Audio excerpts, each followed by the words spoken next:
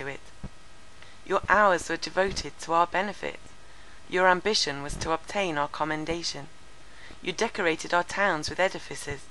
You bestowed on us useful establishments. You gifted the soil with abundant fertility.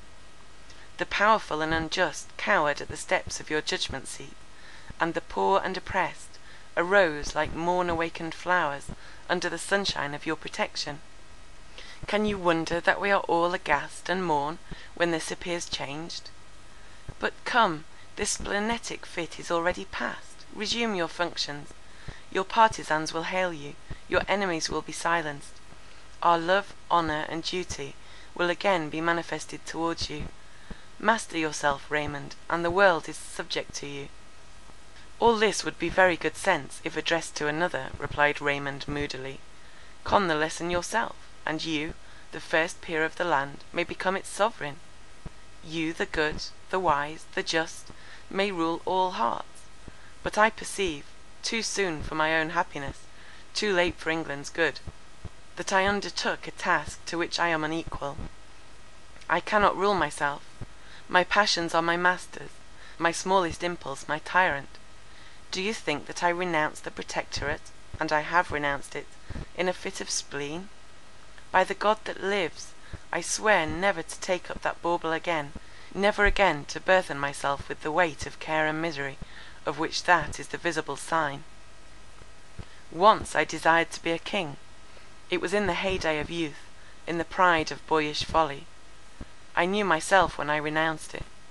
I renounced it to gain, no matter what, for that also I have lost. For many months I have submitted to this mock majesty, this solemn jest. I am its dupe no longer. I will be free. I have lost that which adorned and dignified my life, that which linked me to other men. Again I am a solitary man, and I will become again, as in my early years, a wanderer, a soldier of fortune. My friends, for Verney, I feel that you are my friend, do not endeavour to shake my resolve.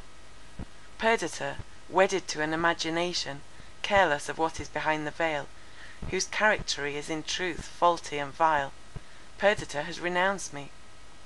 With her it was pretty enough to play a sovereign's part, and, as in the recesses of your beloved forest, we acted masks, and imagined ourselves Arcadian shepherds, to please the fancy of the moment.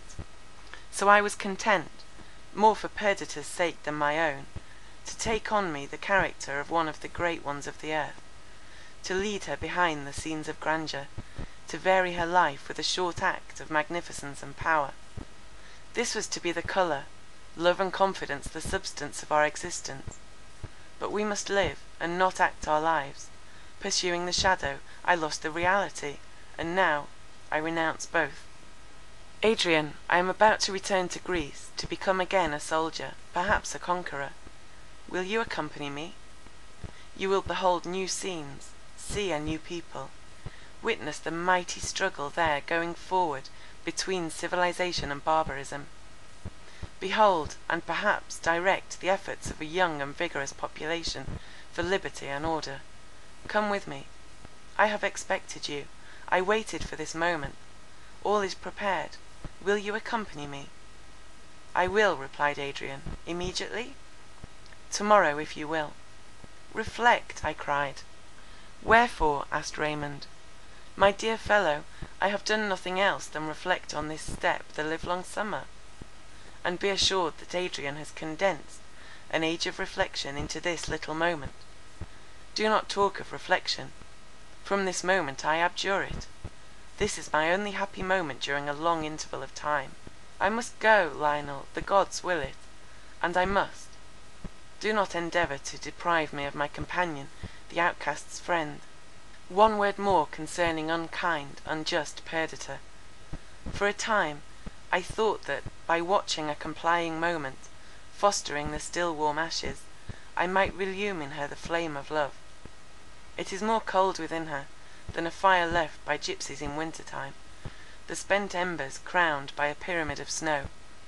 Then, in endeavouring to do violence to my own disposition, I made all worse than before.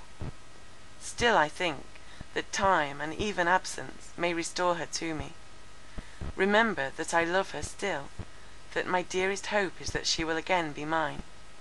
I know, though she does not, how false the veil is which she has spread over the reality.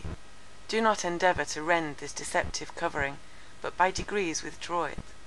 Present her with a mirror in which she may know herself, and, when she is an adept in that necessary but difficult science, she will wonder at her present mistake, and hasten to restore to me what is by right mine, her forgiveness, her kind thoughts, her love. End of Volume 1, Chapter 9. Recording by Philippa Willett.